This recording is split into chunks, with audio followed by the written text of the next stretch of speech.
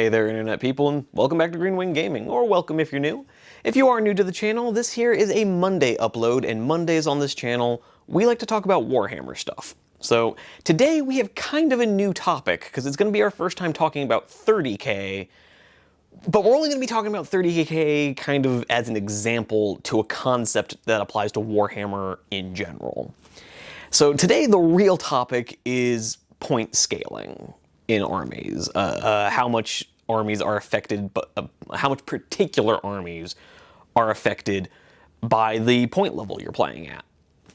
Because it was something for the longest time in the hobby, I didn't pay any attention to it. Because, for a long time in the hobby, I was just collecting without playing, so points didn't really matter to me. And then even when I was playing, I just didn't think about it for a while, and then for a while I was on kind of a hot winning streak, and so when I heard people say, oh, my army just doesn't scale to this level, it sounded like cope. To me, it was just like, oh, that's an excuse people make. And that was kind of the opinion I held right up until recently, where I played a couple games of 30k that really did open my eyes to what a dramatic difference point scaling can make. And we're going to talk about that in just a second, but before we get too deep into it, I would just like to remind you guys that this YouTube channel is still quite young, and I am trying to grow it. The hope is to one day maybe do this full time, so if you guys could take the time to hit the like button, consider subscribing, that would really help me out. Also, watching all the way to the end of the video wildly helps the channel. Like, you have no idea how much sticking around helps with engagement.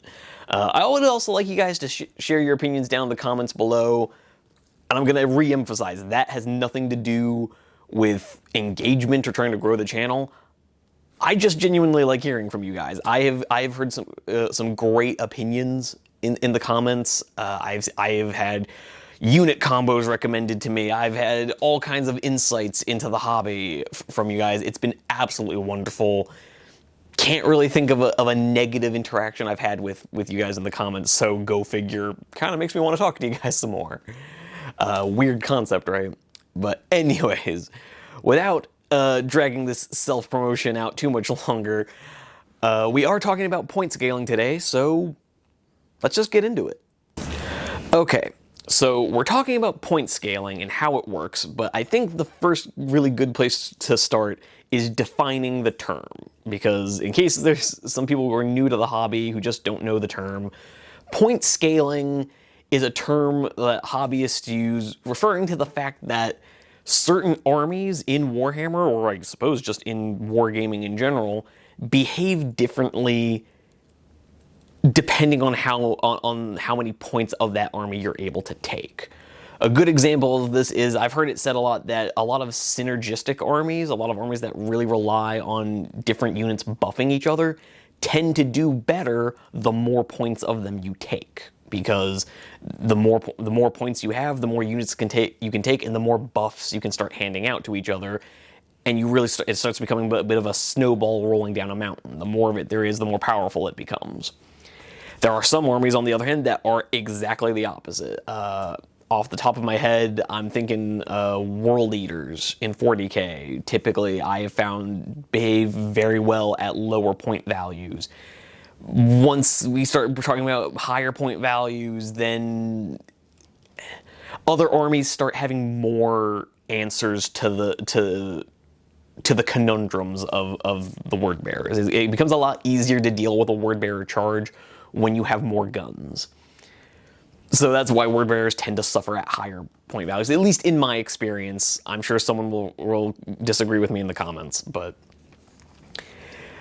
so point scaling is just dealing with that whole concept of which armies do better at different point levels. And for a long time, again, I didn't really buy into it. I thought, oh, sure, there's some merit to it, but it's not going to make the difference.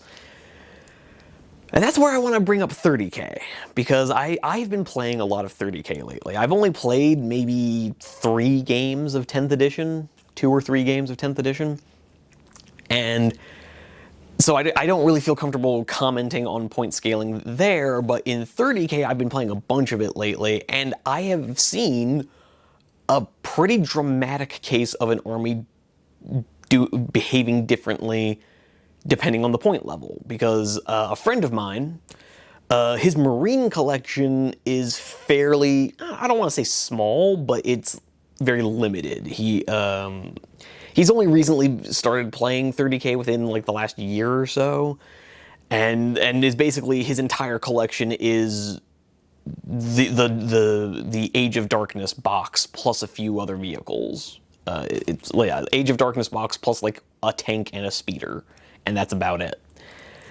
Mind you, I'm not saying that I like to rag on him. It's just like it means that he has a little bit of trouble bringing a variety of units for his Space Marines. But the thing is, in 40K, he plays a lot of AdMech. So when the rules came out for the Mechanicum, he started looking for any models that he could maybe sub in from 40K, which, to be fair, there's not a lot. For those of you not familiar, 40K Mechanica AdMech doesn't really cross over to 30K at all. There's not really any crossover in terms of their units, but he did use his Scutarii as stand-ins for Secutarii, I believe, or the Secutarii Hoplites, I believe is what he was using them. I don't play Mechanicum, so I'm not 100% on all this stuff. But basically, there was some very specialist infantry for the Mechanicum in 30K, and that's what he was using his Scutarii to stand in for. I was running my Dark Angels because that's the only army I run in 30K is Dark Angels. And the first game we played, well, this is full disclosure, this guy is the only opponent I've ever played in 30K. I've been playing his White Scars quite a bit, which I don't know if you guys are familiar with White Scars in 30K, but they're kind of on the struggle bus. They're kind of an odd army to figure out how to use. They don't necessarily play how a lot of people expect them to play. So the first couple of games went heavily in my favor. But then that third game came around, and my friend started bringing some of his Mechanicum stuff. And this Secutarii infantry he brought, the fact that he had like a 15-man brick that had just basic guns that came with AP3, able to just ignore my armor, that was devastating. I had entire veteran squads being wiped to a single volley of gunfire, of small arms fire from a single Secutarii squad. It was astonishing. He defeated me handily, guys. I'm not even gonna make any bones about it. My first time playing against Mechanicum, he stomped me out like I owed him money. Like, it wasn't even close. I managed to take out a few of his squads. My saber tank with a neutron blaster managed to disable his rhinos. My las cannons did get through his 4 Castellax robots, or sorry, automatons. They're not robots. They're not robots. The Mechanicum hates it when you call them that. But it was just a slaughter in general. He needless to say, he won the game on points. But he also, by the time we were done, I had like 4 models left on the table. Like, he absolutely stomped me out.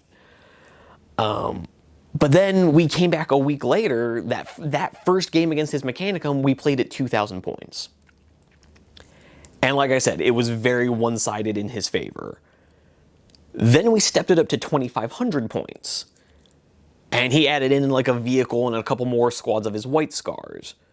I added a couple of rhinos for my squads, and that actually was kind of bad. Like, I added in a few rhinos and a few Deathwing companions, and that was about it. That was all I changed.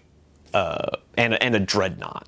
So yeah, it was in 500 points. I took 2 rhinos, a dreadnought, and I think I added like 2 Deathwing companions to the squad I had already brought. And so the battle was very different at 2,500 points. It went a whole other way. Now, you could argue it was because I learned what his army could do, but I actually disagree with that. I had a whole 1 game of experience fighting them. I wouldn't say that I personally don't feel like I had any brilliant insight into how to defeat them. It literally just came down to, for those of you maybe not familiar with 30K Dark Angels, I had a squad of what are called interruptors, which are basically plasma flamers.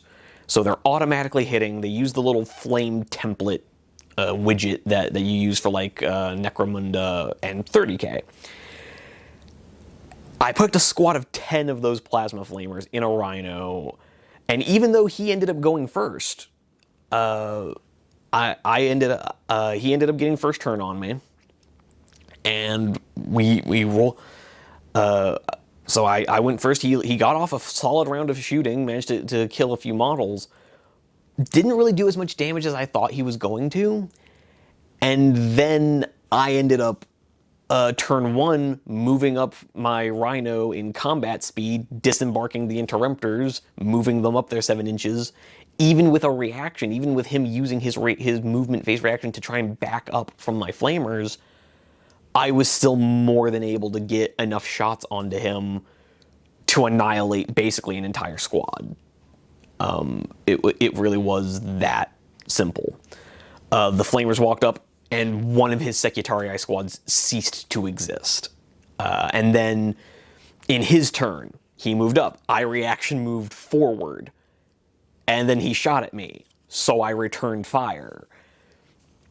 Returning fire with my Plasma Flamers worked really well. Because, for those of you maybe not familiar with how this works, these Plasma Flamers, because they're template weapons, on the return fire, they use what's called the Wall of Death rule, where you just roll a d6, or rather a d3, and you just roll d3 automatic hits per flamer, per template weapon.